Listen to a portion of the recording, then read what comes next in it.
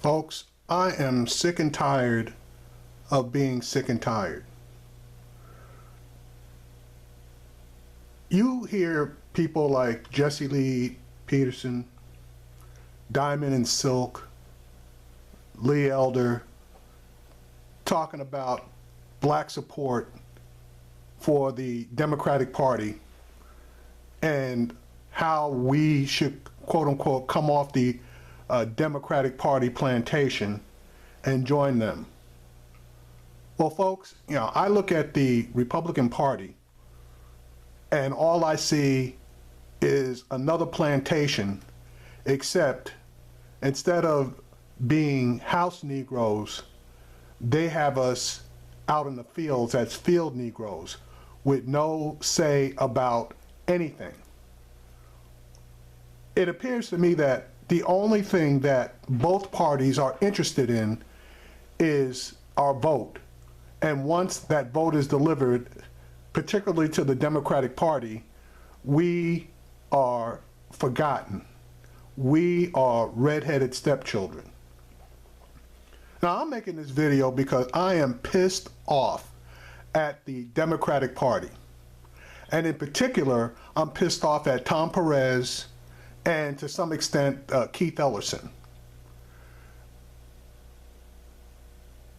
Tom Perez is a fucking idiot, okay? And what he is doing around the country as far as really organizing and putting the best foot forward for the Democratic Party is concerned is abysmal, abysmal. Now, I'm not going to get into it heavily as far as all the mistakes that he's making, but I'm just going to mention one of the, actually two of the key mistakes, and I'm going to gloss over the first one. California is key to the Democratic Party retaking the House of Representatives. I say that because there are 6 races, count them, 6 races that are ripe for the picking in California. And if they can get all 6 of these races, and there's 2 more, but just these 6 that are ripe for the picking, that would put them 1/3 of the way to taking back the House of Representatives. In particular, in Orange County, there is a House of Representative member by the name of Dana Rohrabacher. Obviously, he's a white guy, but more than that, he's a big, huge proponent for Russia. And as a matter of fact, he is on a committee that oversees certain foreign relations, and his own committee has restricted his travel funds because he has traveled to Russia so much. His own people have said that his travel to Russia is out of the norm. They took a poll in his particular district regarding Russia, and approximately 87% of the people have a negative opinion on his relationship with Russia. So he is prime, and I do mean prime, to get knocked off. But in case you're not aware of it, California has what is called a jungle primary. That is when they hold their primaries, instead of holding a Republican primary and a Democratic primary, they hold one primary, and the top 2 finishers are the 2 people that are placed on the November ballot. Well, at this point in time, Dana Rohrabacher has approximately 30% commitment, let's call it, from his constituents. 30%. The next 3 people each have approximately 13%. One of them is a Republican. The other 2 are Democrats. Tom Perez needs to get his ass into that particular district, sit the two guys down, and have them come to a decision about which one is going to run. And time is absolutely short because the California primary, I believe, is this coming Tuesday. And if it looks like Dana Rohrabacher is going to be one of the top two finishers. And if his protege can beat the Democratic contenders, and there are approximately 17 Democrats running for that House of Representatives seat.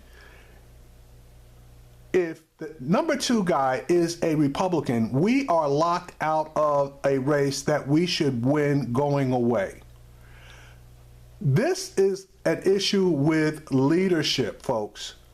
Leadership needs to get in there, sit all of the Democratic candidates down, and cull the herd. They need to get everybody in behind either the moderate Democrat, which is a Dr. Hans, I forget whatever his last name is, and I guess a real estate guy, who the doctors, I guess a group that's affiliated with the doctor, is starting to run negative ads against him. We are cutting our own throats, and it's up to leadership to get in there and to make a decision and to go all in on one of those guys so that we can get into the November election with a Democrat versus a Republican and kick Dana Rohrabacher's ass, okay? But that's just one example of failure of leadership of the DNC. What really set me on fire is the DNC's lack of support for black female candidates around the country. There currently are 43 black women running for a public office around the country. Let me ask you a question. How many of them do you think that the Democratic Party, the DNC, has come out in support of? Take a minute, think about it. Now, I'm not going to give you a minute, so your time's up. One. They have come out in support of only one black female candidate. Now, I'm going to read you a story that was done by Axios. And this basically highlights exactly what I'm talking about. Because black people have pretty much unconditionally given their support to the Democratic Party, and in particular black women. And this is the payback that we are getting. Black women candidates feel slighted by Democrats. There are at least 43 Democratic black women running as challengers for U.S. House seats, but only one, Lauren Underwood of Illinois, has the backing of the National Campaign Organization. Why it matters. Black women are a powerful voting bloc for the Democratic Party as they work to capture the House and Senate. In 2016, 94% of black women voted for Clinton over Trump. In Alabama's special election, they helped Doug Jones win. 98% of them voted for him compared to just 34% of white women. And let me remind you, black people, and in particular black women, came out in record numbers to get Doug Jones over the hump. Now they're running for office in overwhelming numbers, but some feel the party isn't investing in them, and they are not wrong in that feeling. Right now, there are only 19 black women serving in Congress. Only 67 women of color overall have been members of Congress since 1964. The conversation about the party support of the black community, both as voters and candidates, is not going away anytime soon. Just look at Cynthia Nixon's gubernatorial campaign in New York, where she's getting headlines like, Cynthia Nixon's political run should be taken seriously because she takes black voters seriously. Black women running say their enthusiasm isn't matched by groups like the DNC and the Democratic Congressional Campaign Committee. Even the Congressional Black Caucus is backing Michael Capuano, the Democratic incumbent in Massachusetts' 7th District, over his challenger, Ayanna Pressley, who's a black woman. There's been a focus on the progressive versus moderate fight within the Democratic Party, making some feel overlooked. I think some of the other groups, like progressives, have gotten more attention than any racial group. Kimberly Hill Knott, who's running for Congress in Michigan, told Axios. I don't hear the National Party talking about an urban agenda. This is ridiculous, folks. This is absolutely ridiculous. One progressive candidate who is also black, Kerry Harris, who's running for U.S. Senate in Delaware, said she has no recognition from the party. They can keep pretending like we don't exist or come out against us as candidates, but they'll realize the best way to uphold our democracy is to encourage it. One big challenge, politics is driven by money. If you're not raising a lot of it, you're viewed as unelectable. But raising money as a first-time candidate and a black woman is often half the battle, according to the candidates interviewed by Axios. They have ambitions to raise money, but $200,000 was the highest fundraising goal, I was told. Electability is not just about money, but the numbers are telling. Underwood, the Illinois candidate, who has the backing of the DCCC, has raised more than $590,000 so far. By contrast, Ada McCullen Winfrey has raised $8,756.25, and Alabama's Audrey Scott Williams raised $25,352 per FEC filings.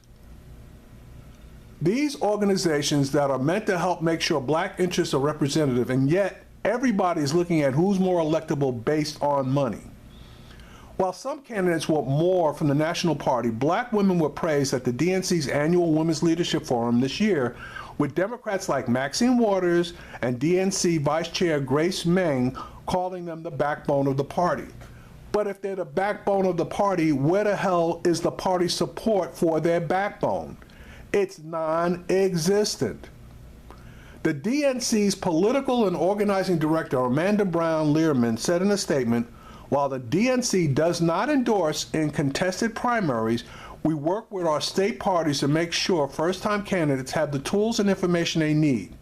She added, African-American women are the backbone of the Democratic Party, and we know we can't take them for granted. But that's exactly what they are doing. They claim that they have made meaningful investments in state parties in order to turn out and engage women of color, but they haven't gotten behind anyone.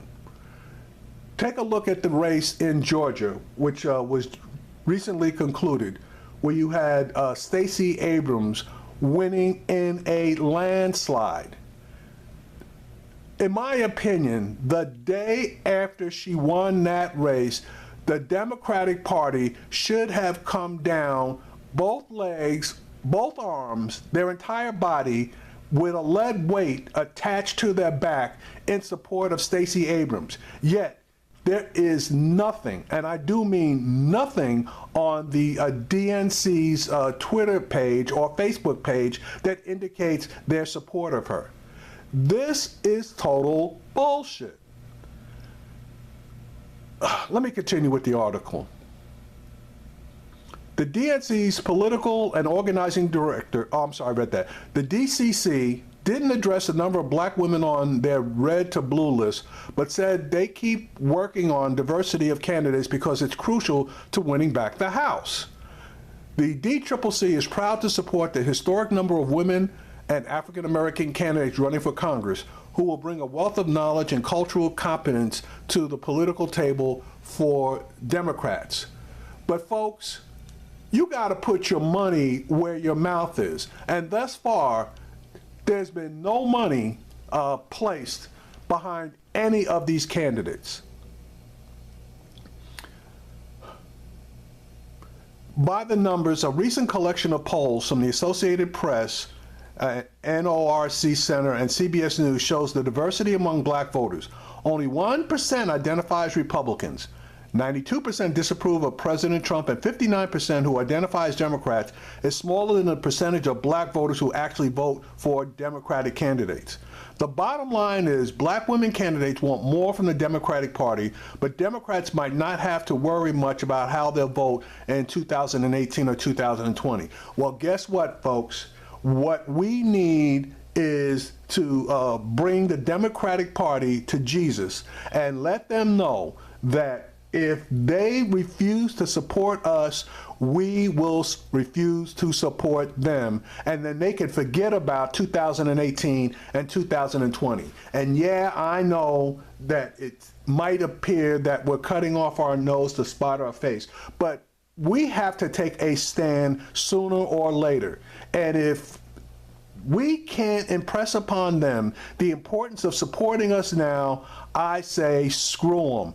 We need to come together with our brothers and sisters who sooner or later are going to become the majority, and if necessary, form our own party outside of the Democratic Party and the Republican Party, because if we become the majority minority in this country, okay, there's going to be a lot of power in that. And there are certain districts and precincts throughout the country where we have significant influence and power as far as voting is concerned. We need to be free agents, folks. We need to have both sides woo us for our vote in order to get stuff done. I point you to the fact that in the House of Representatives, 50, just 50 people got together and they are driving the Republican Party crazy. I'm referencing the 50 members of the, I'll call them the Tea Party, but they don't actually go under that name anymore. But it's 50 of them, and the Republicans cannot do a damn thing without their support. We need to form the same type of alliances, if it's not just black people, Hispanic people, and people of color. We need to get into the House of Representatives, again, form that type of a coalition inside of, quote unquote, the Democratic Party, and give them hell, okay? Especially if they can take over the House of Representatives this year.